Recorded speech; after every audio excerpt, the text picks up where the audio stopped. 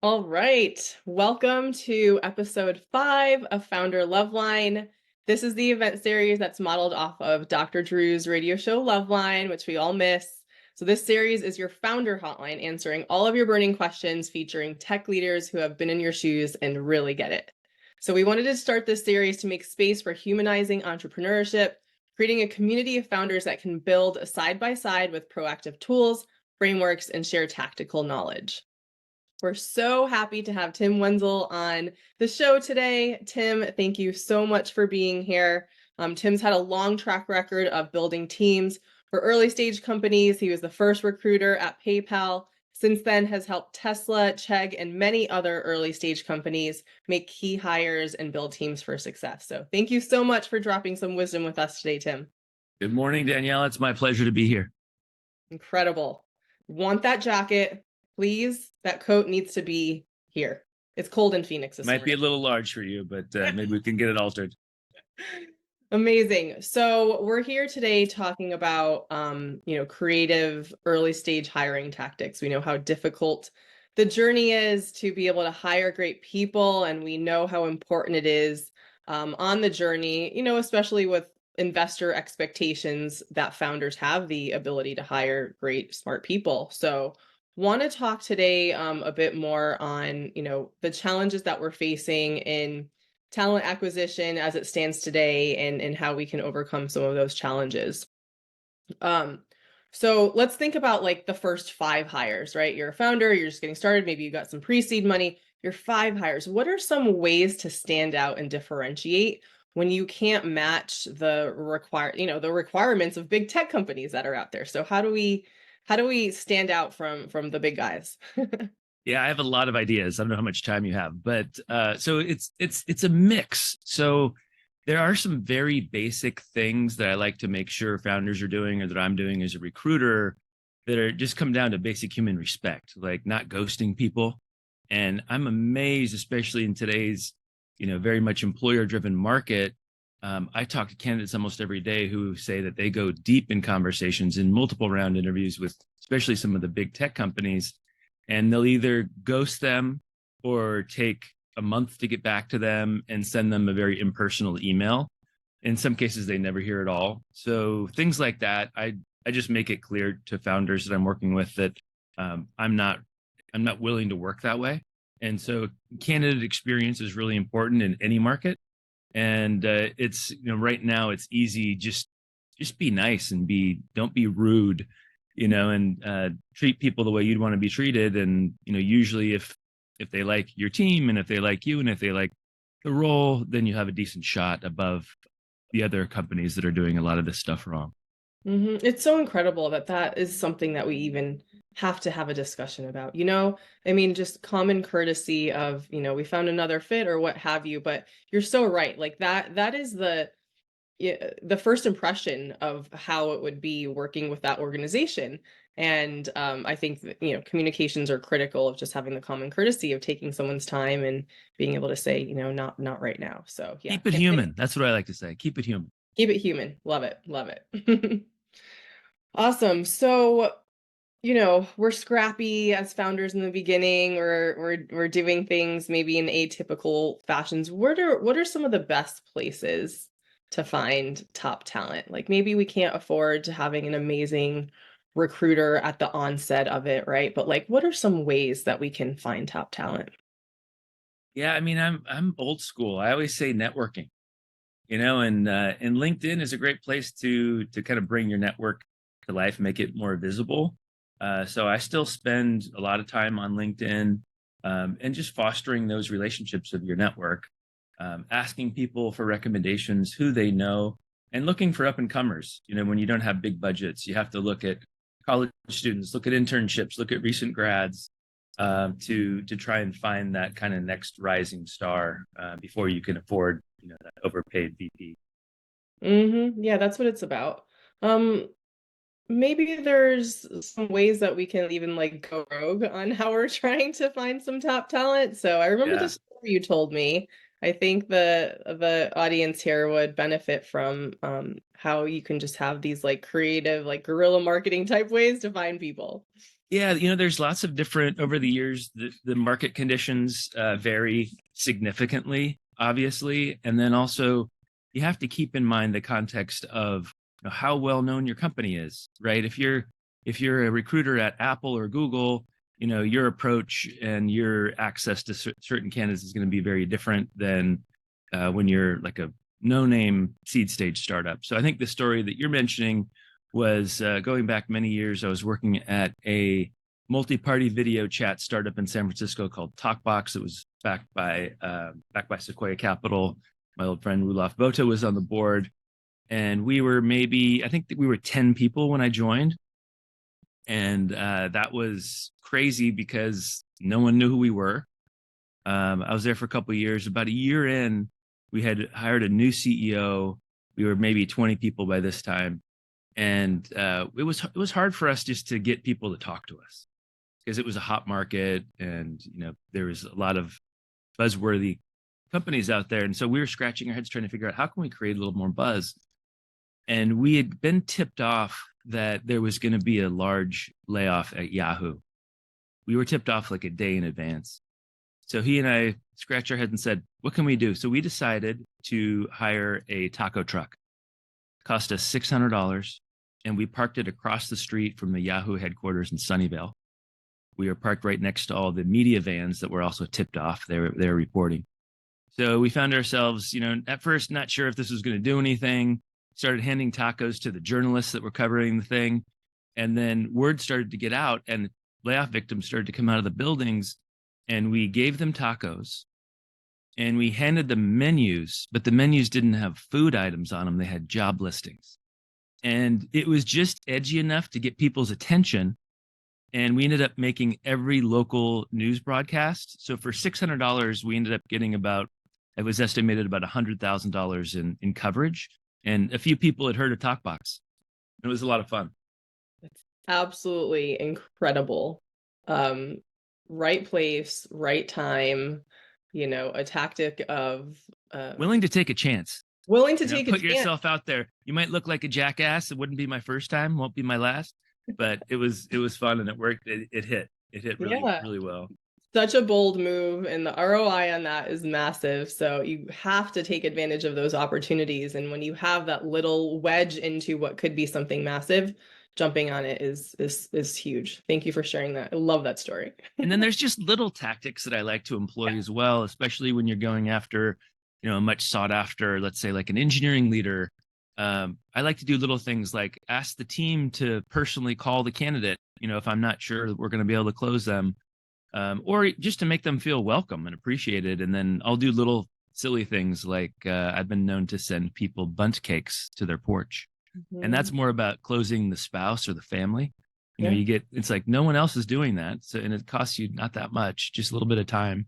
And people remember that stuff. Oh, I love that. That's a great way to elevate the candidate experience, and such a big decision. It's not just the individual, it's the family that is making that transition too. So that's a really great example. Love that one.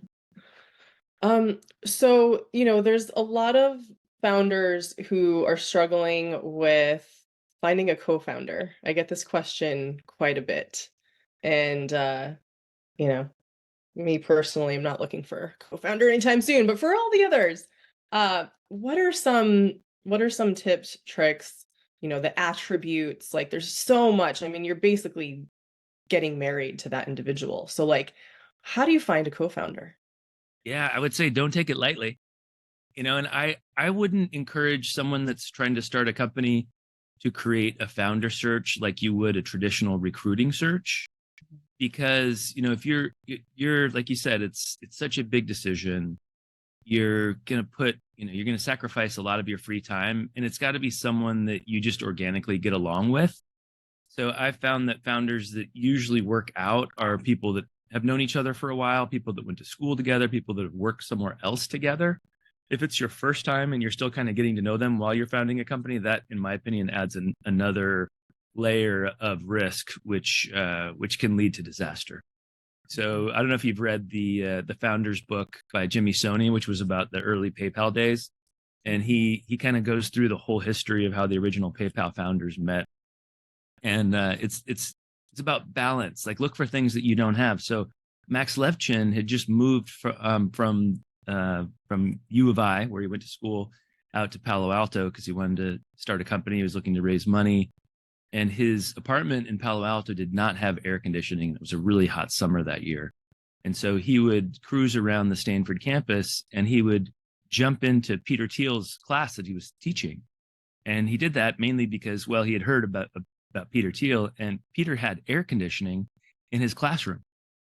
So there was founders, that balance each other out. Max had no AC, Peter had AC, and next thing you know, they get to know each other and they got along really well. Initially, Peter backed him, and then Max recruited him to join as CEO once he realized that he was someone that he could stand to be around and was going to add a lot of value. So I think the best answer is should be organic. Mm-hmm. Organic, yeah. And it's a challenge, especially for maybe a technical founder who's a bit more introverted and not high on the social meter, and they're not out there organically meeting people because they're building, rightfully so, But I think it's often a challenge of like, okay, not only do I need to attract this co-founder, but like also, building my interpersonal relationships to put myself out there to organically attract the right person. So I I have a think question for you. Do you know how to tell the difference between an introverted engineer and an extroverted engineer? no. The extroverted engineer looks at your shoes instead of his own. He talks to you. Ah, ooh, good one. Insightful. Yeah, and we all know like the amount of co-founder disputes and the tension that often happens, and like what can we do to mitigate the risk of finding that right person. And I think we all have different reads on character when we're meeting someone new of like, yeah, this is someone I can work with, or yes, this is the yin to my yang, or whatever it might be to complement each other. But also, what I've said before is like, how is that person operating on their worst day? On their worst day, is that someone that you can still be around, that you can still work with? Okay, when you're crushing it, like, of course, life is good and that's fine, but like, you're going to be going through a lot of ups and downs. So I think those attributes are another part of like getting to know that person before you're signing onto a co-founder agreement. That's a great point. I mean, the Warriors, when they were winning all their championships a few years ago, they got along pretty well for the most part. Lots of smiles. And now when they're struggling, not so much. When you've got Draymond Green punching everybody in the face, and now he can't. He's indefinitely suspended. Now is when the real leaders are going to come to the forefront and hopefully help to reshape that culture. But I'll give you a quick example from my career.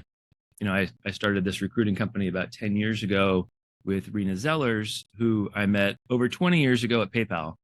And that also happened organically. I was just trying to figure out what to do after leaving my last corporate gig.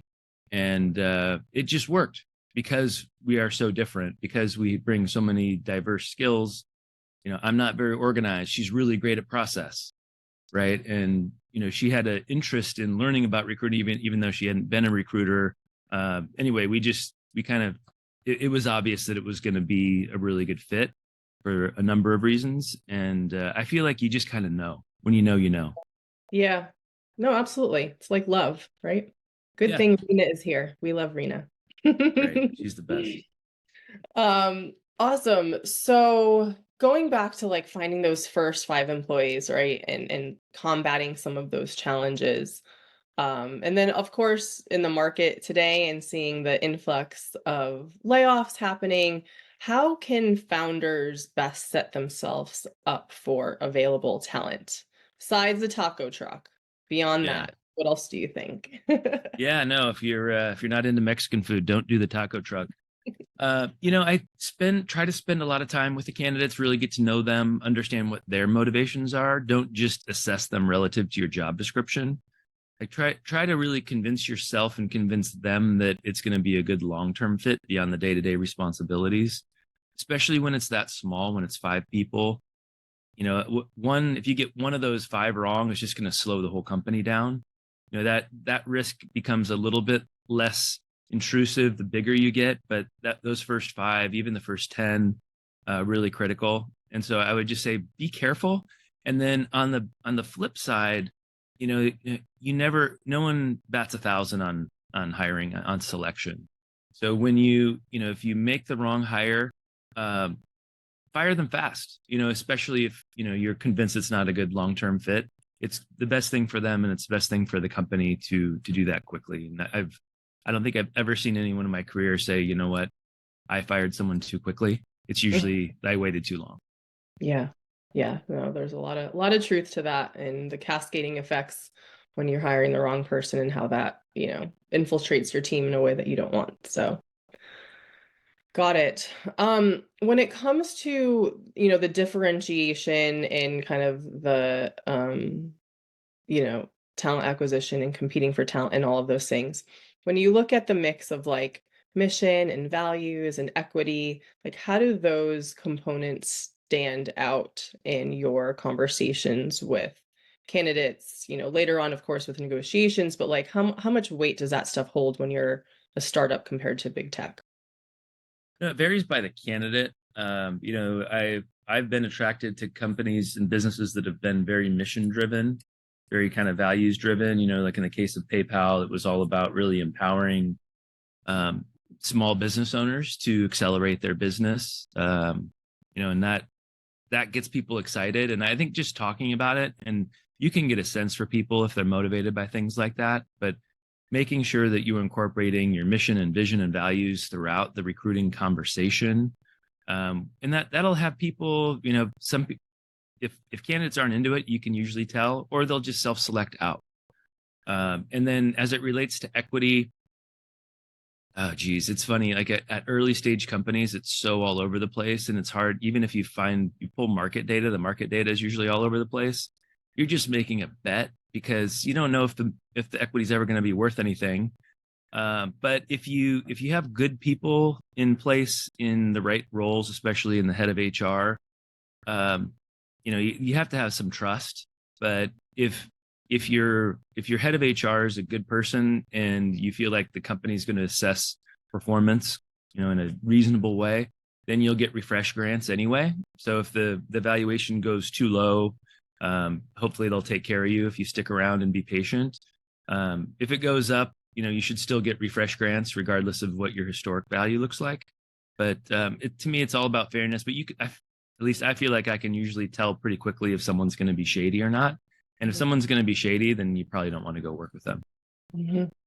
Fair enough. Yeah, it's a tough topic, but one that can often be like a non-negotiable for some, right? And it's entirely a gamble and a bet on the individual and the projections of the company, but it's also something that does hold a lot of weight. So it's super interesting.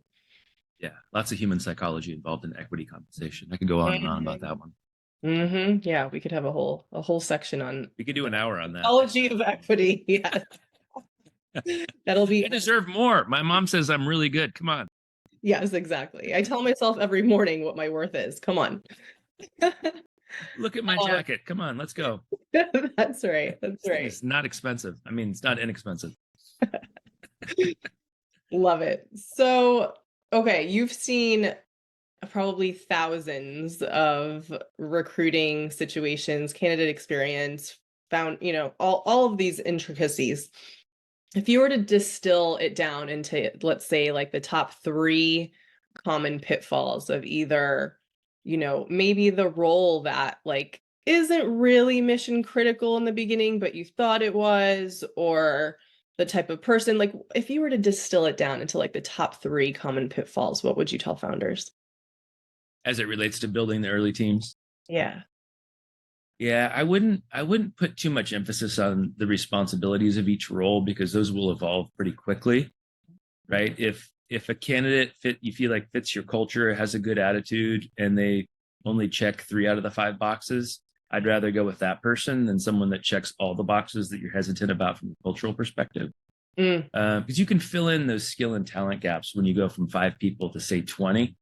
And if you're never going to get to 20, then you're probably not going to have a big exit anyway. So what are you shooting for? So, planning for the long term, knowing that it's not going to be perfect in the short and near term, and just trying to make the company a little bit better with each hire, having that mentality, I think is helpful. That would be one thing. Yep. And then just asking for feedback. some of the best leaders don't even do this on a regular basis. Just checking in with your people. Again, this goes back to the keep it human thing. If have your tentacles out. If you tell someone's having an off day, like send them home early, or just tell them that, hey, I need you here for the long haul. My boss at PayPal, I think it was my third day, I was just feeling overwhelmed. And I was just like staring at my screen, like second guessing myself, like, do I belong here? And he sensed it. He said, "Hey, Tim, why don't you go home early today? I need you for the long haul." And I was like, whoa, that made such a huge, that one simple little sentence that I remember, 23 years later is, that kind of thing goes a long way, just showing that you care. That's probably above anything else. It's amazing. Yeah, it's a marathon, not a sprint. We are humans. We have those days. And that shows a lot from a leadership perspective for someone to see beyond just that individual day. Yeah, exactly. Great. What else? What else do you think is one other thing we talked about before is just like trying to figure out, the business model of a startup. Most early stage companies don't really have a proven business model yet.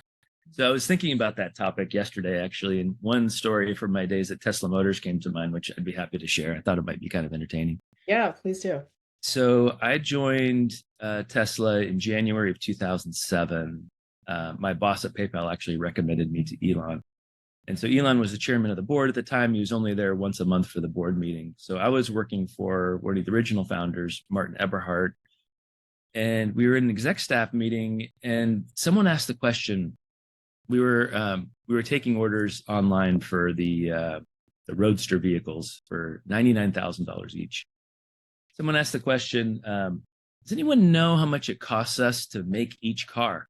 And I remember like being a little concerned that like they hadn't thought about this before. It's like I thought they were a little further ahead than this. Right. I'm like, it's a great question that should have been asked like a year ago. Yeah. And so we all looked at each other and no one knew. So we put together a quick team, like a team of analysts to go, talk to the supply chain team and whatnot, and build a spreadsheet. And they came back a couple of days later with their with their spreadsheet on a PowerPoint presentation, and they said, "Okay, we did the math. Here's the answer. It cost us $120,000 to make each car." And I'm thinking to myself, shit, I wonder if how's Elon going to feel about this? And I just helped onboard an interim CFO, a guy named Dan Sicani, great guy. And a couple hours after the exec staff meeting adjourned, my phone rings, and it's Elon calling from Los Angeles. And he goes, "Hey, Tim, I need you to set up a call for later today with you, me, and Dan Sicani, the interim CFO, who was still trying to find the restroom because he was brand new, right?" So we get on the call, and I'm like, this is going to be awkward. I just kind of knew it.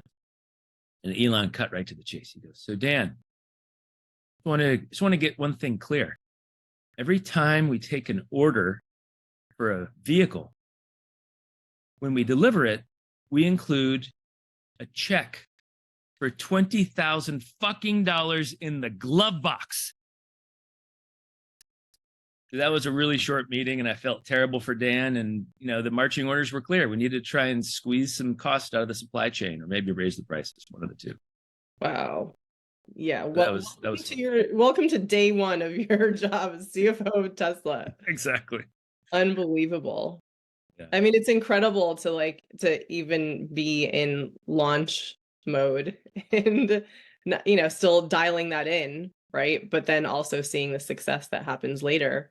And keeping the momentum and keeping the optimism that like, yeah, we're going to figure this out. Like we have the data now, we know how to drill down into it. And at that time, the supply chain was full of extra costs. Like it was at that time, I don't know if it's still the case, but it was illegal to airship lithium ion batteries, laptop batteries, which are, there was like almost 7,000 of them in those cars.